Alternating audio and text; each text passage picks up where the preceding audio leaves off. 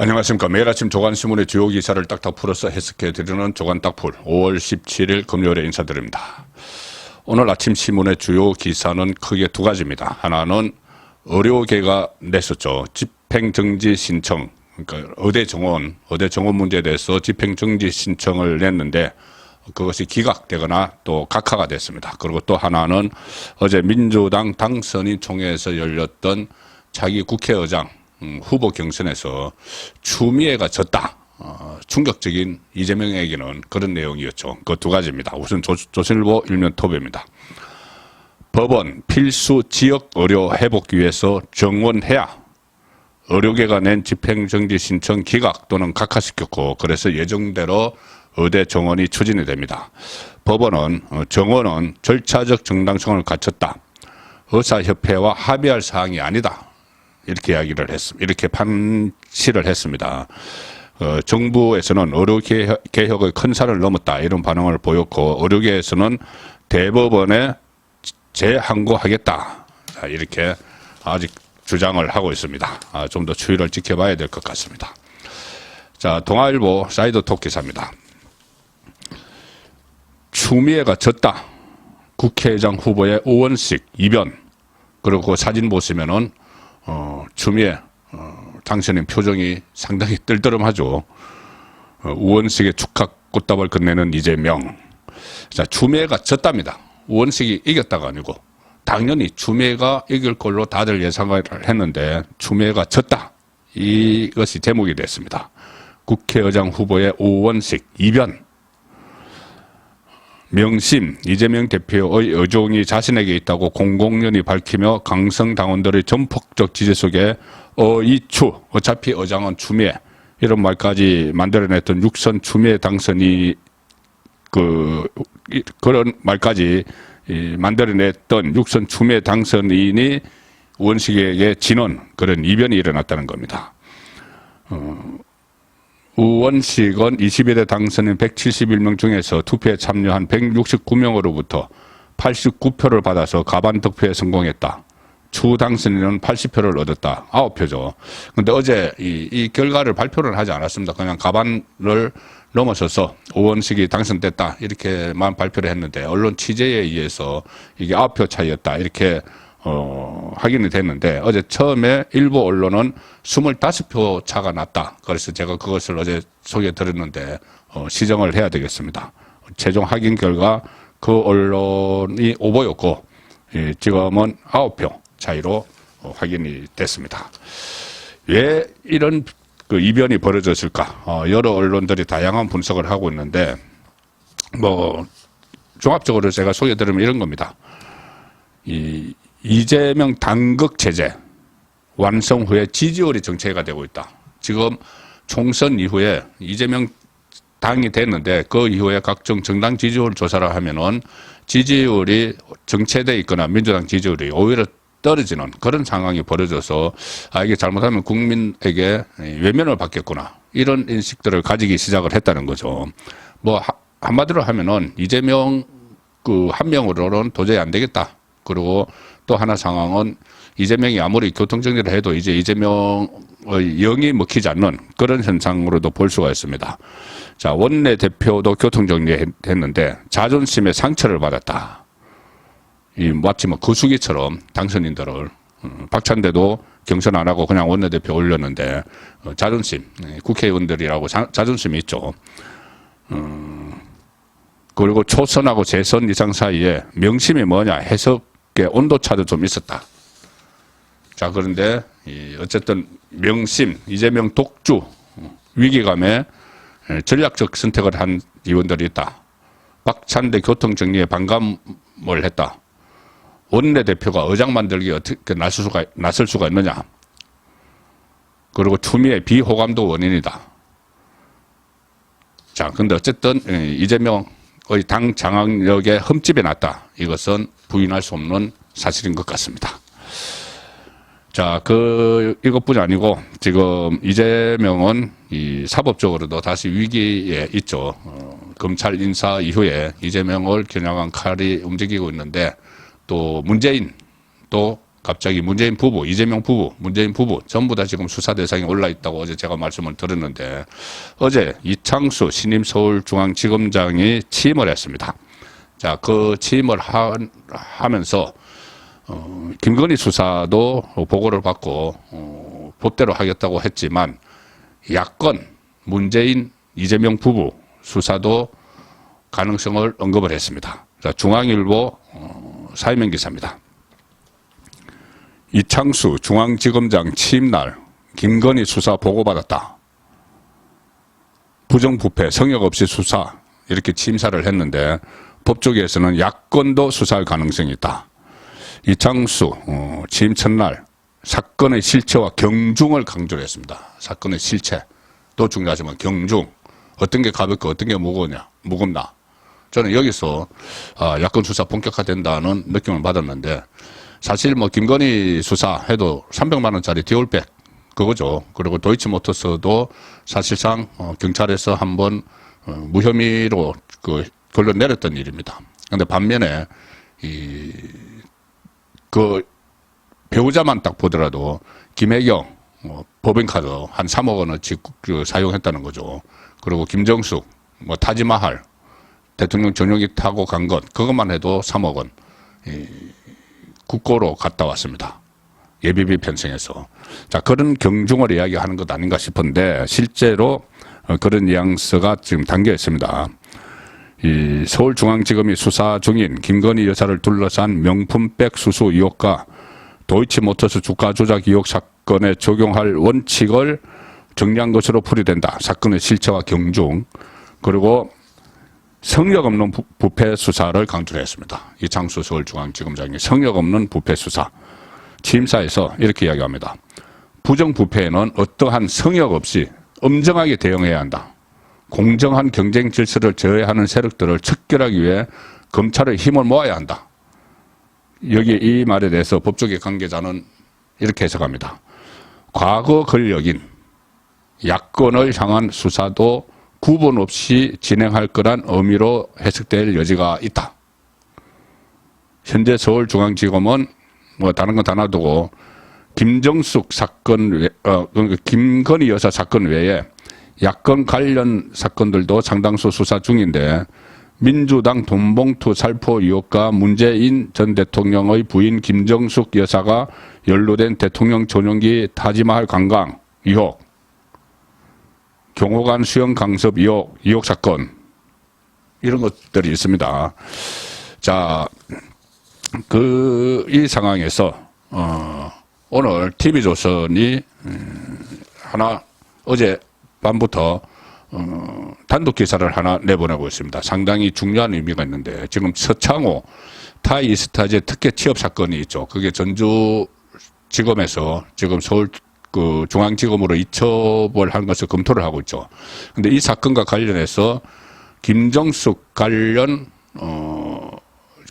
관련된 인물이 출국 정지가 돼서 수사가 확대되는 그런 상황이 지금 보이고 있습니다.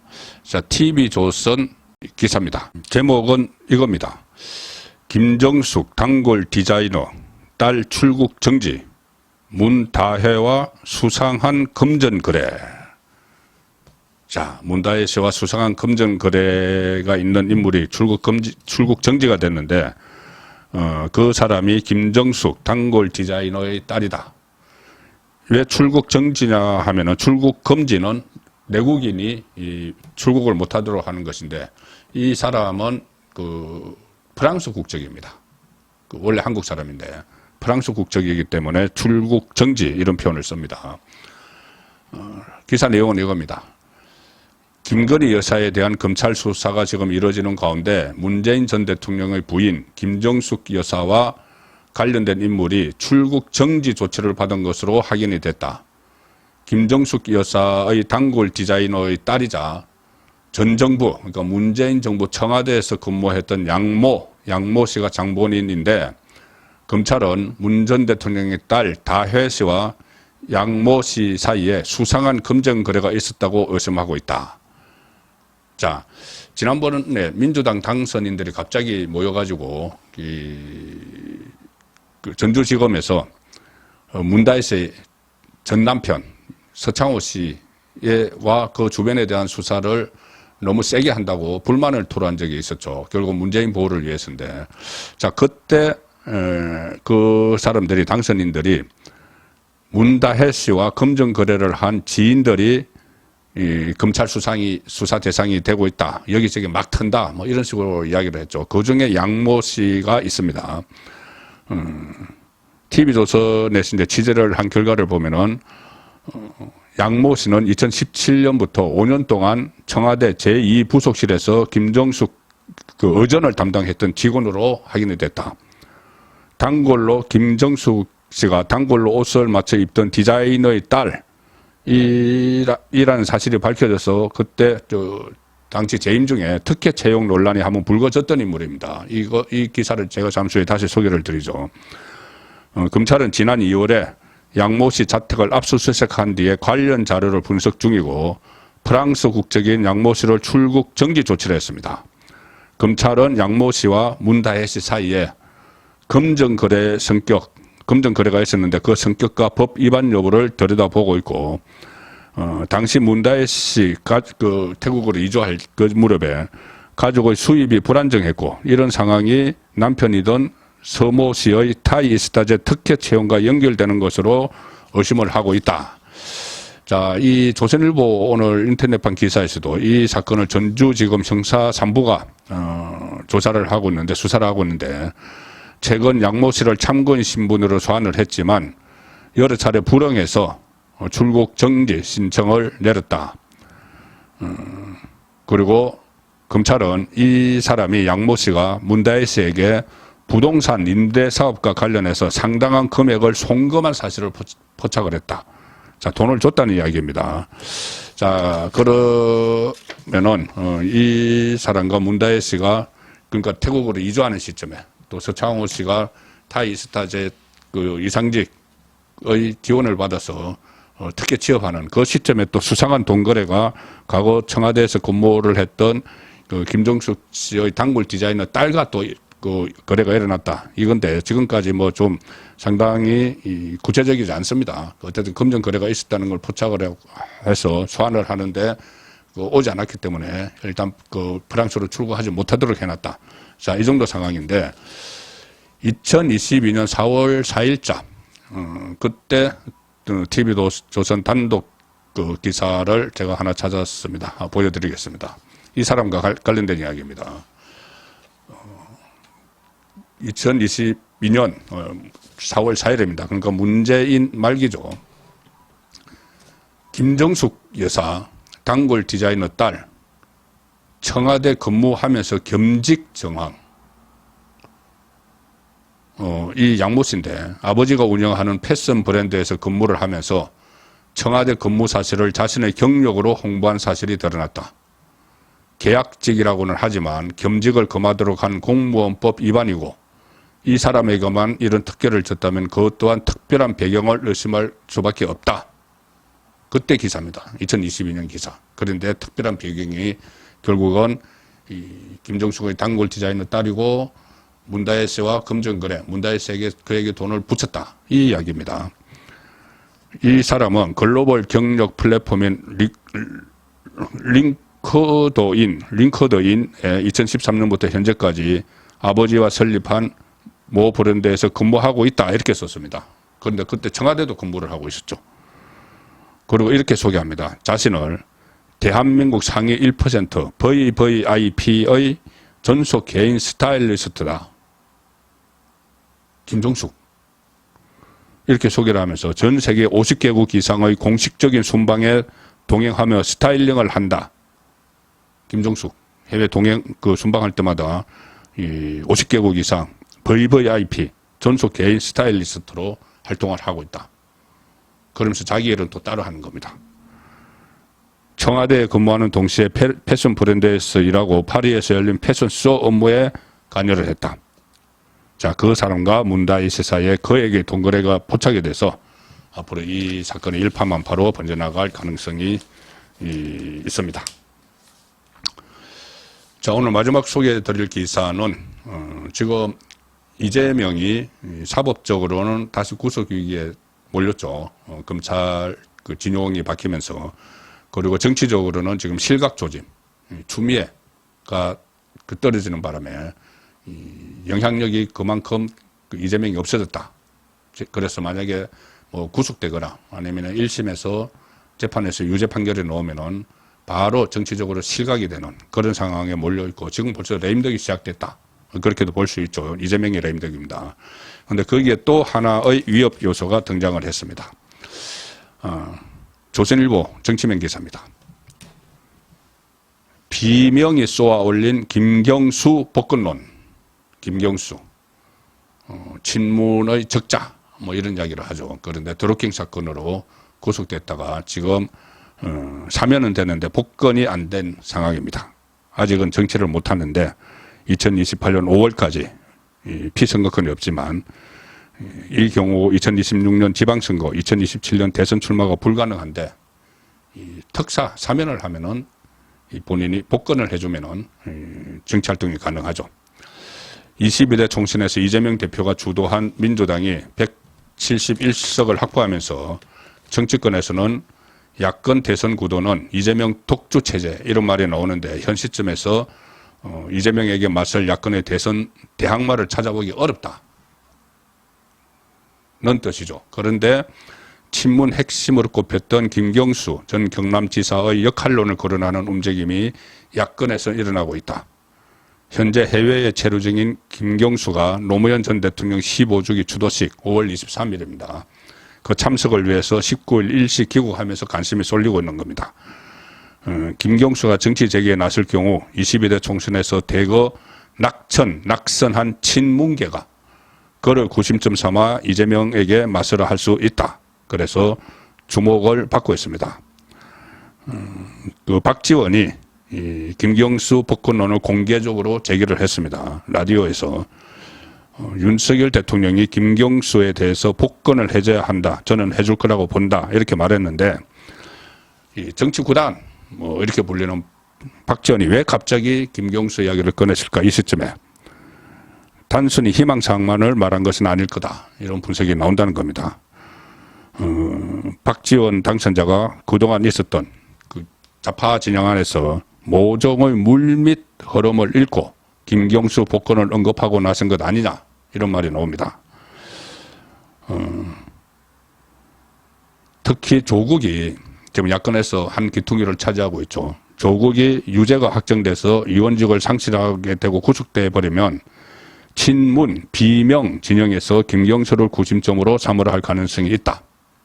그런데 이 키를 누가 쥐고 있느냐? 윤석열 대통령이 쥐고 있죠.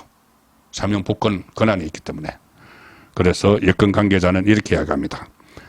강복절이나 연말 특사 등 올해도 복권 기회는 여러 번 있다. 윤석열 대통령의 결단에 따라서 김경수의 정치 재개 길이 열릴 수 있다. 정략적 선택을 할 여지가 있는 것이죠. 윤 대통령이 김 전 지사를 복권해 줄 경우 자칫 야권의 자기 대선 경쟁 구도에 개입하라 한다는 의심을 이재명 쪽에서 살 수 있다. 그렇지만 뭐 그런 정략적 선택이 아니더라도 뭐 대통령의 권한이니까 충분히 김경수를 복권시켜 줄 수 있는 그런 여지는 있다고 봐야 될 것 같습니다. 5월 17일 보내드린 조간 딱풀이었습니다.